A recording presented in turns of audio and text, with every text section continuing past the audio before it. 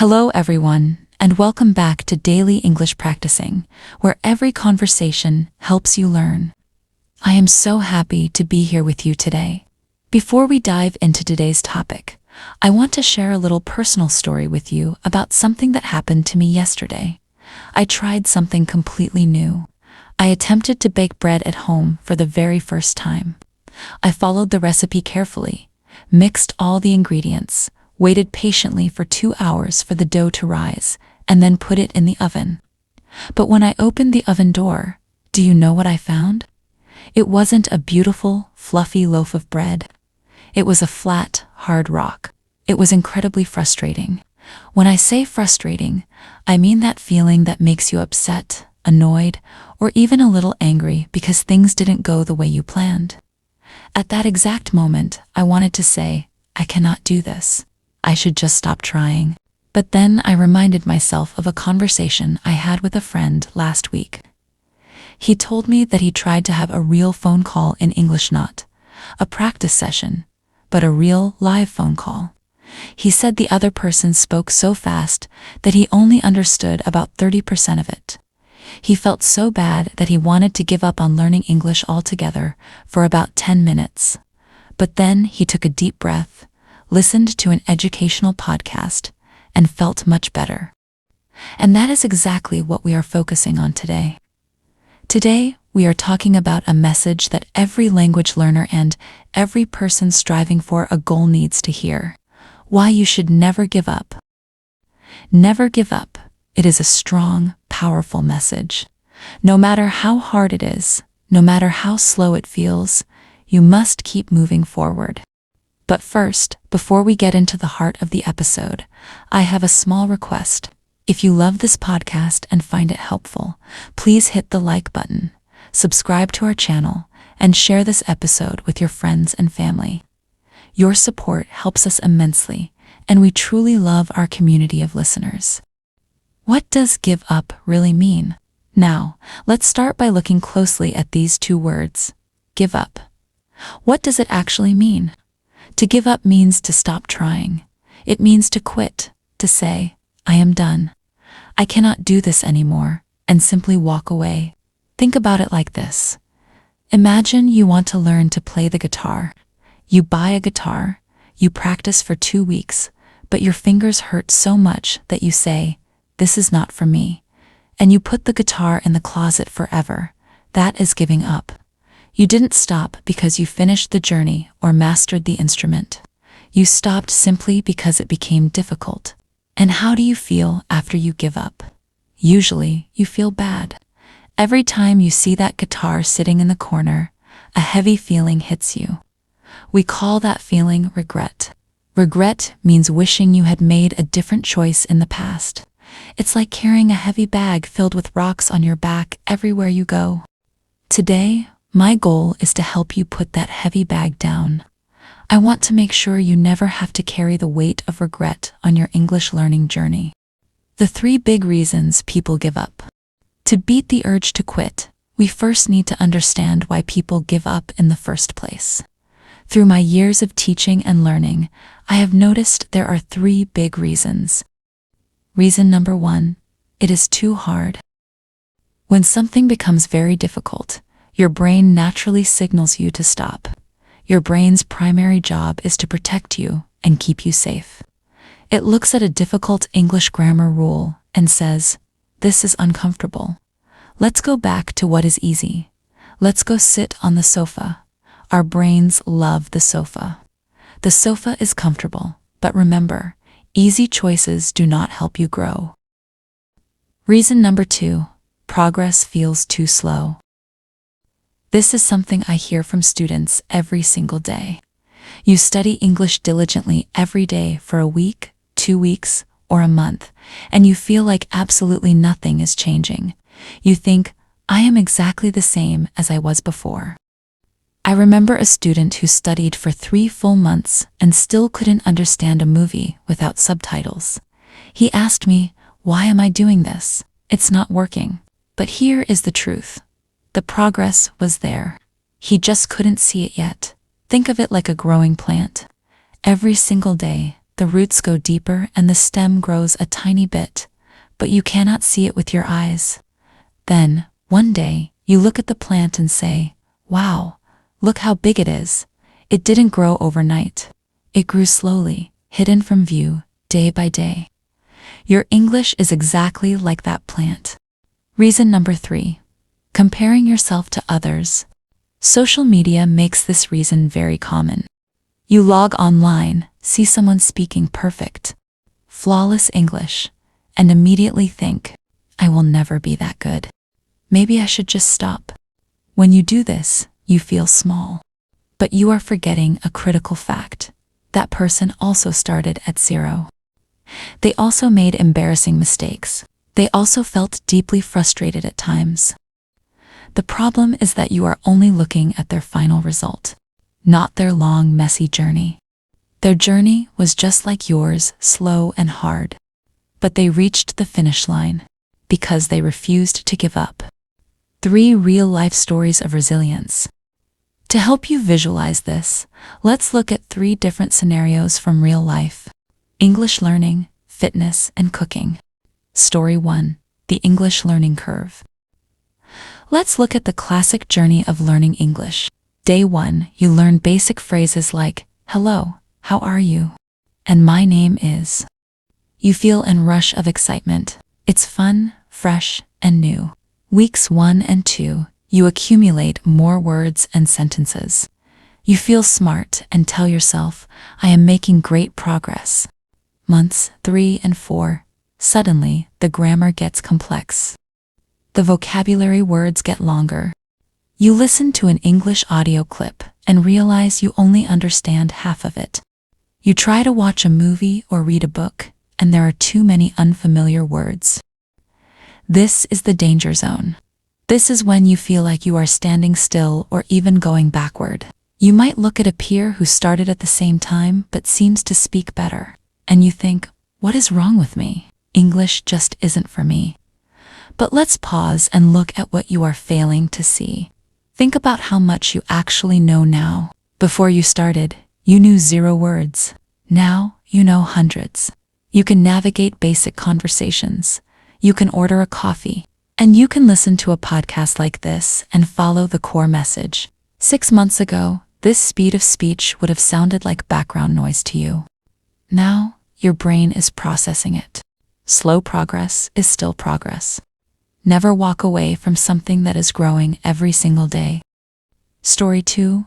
The runner's trap. Let's change perspectives and talk about running. Imagine you decide to get into shape. Day 1, you go outside and run for 5 minutes. You come home sweating, but you feel like an absolute champion.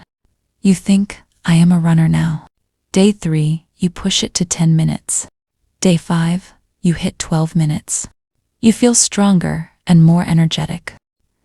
Day 8, you wake up, and it is pouring rain outside. You are exhausted from a long day at work. Your legs feel heavy like lead. You think, "Not today. I am too tired. I will just run tomorrow." One day of rest is perfectly fine.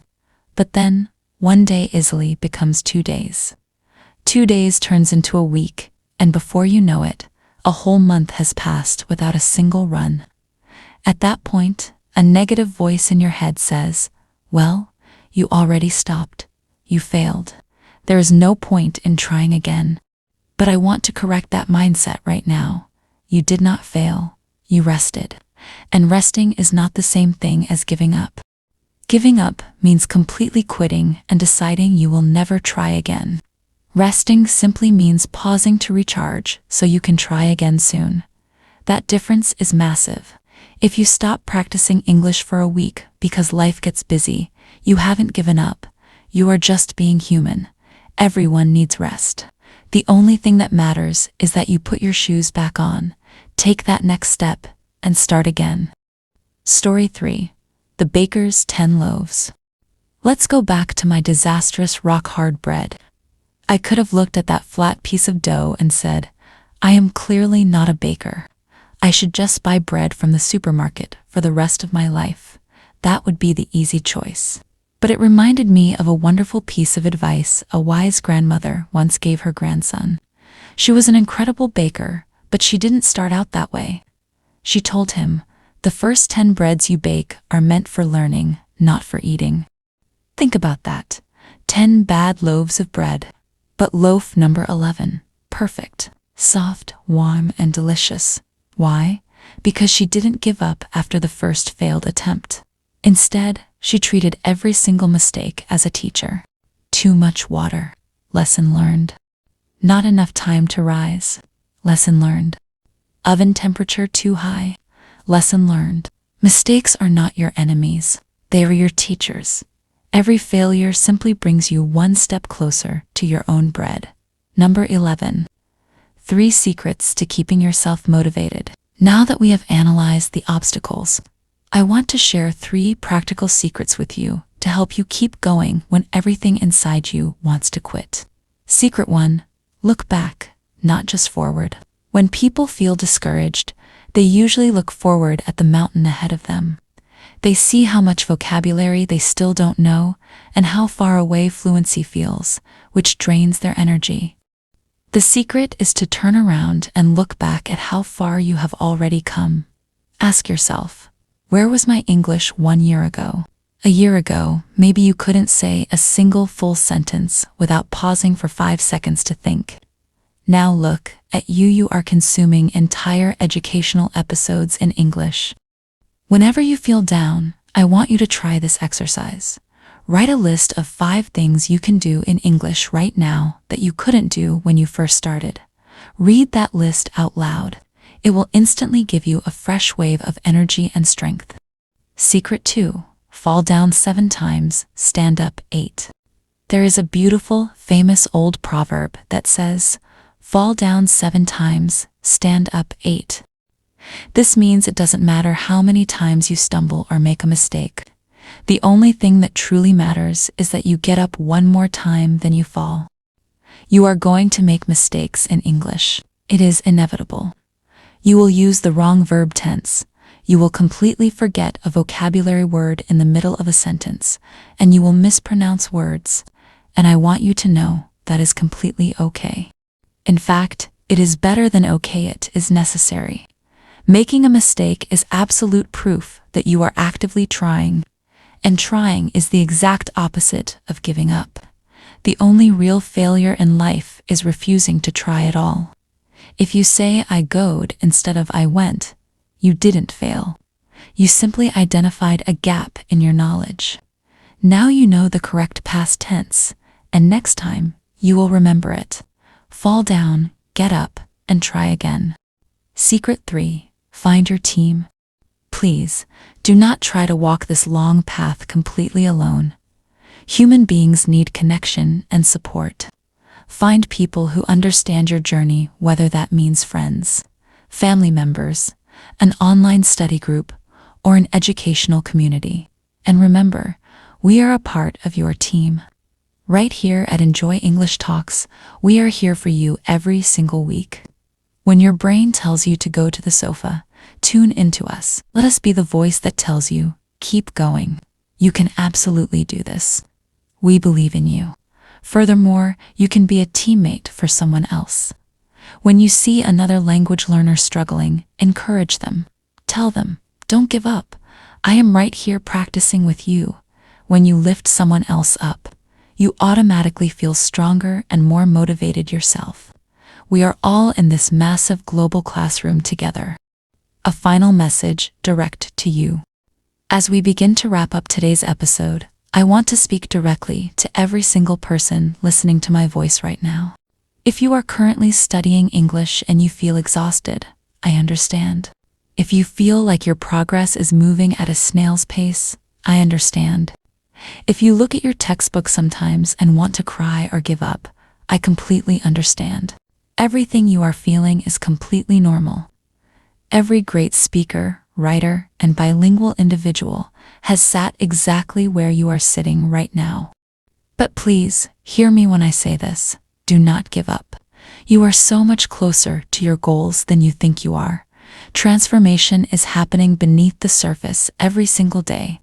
Every new word you look up, Every sentence you type, every minute you spend listening to English, you are growing. Maybe today you understand 70% of what you hear.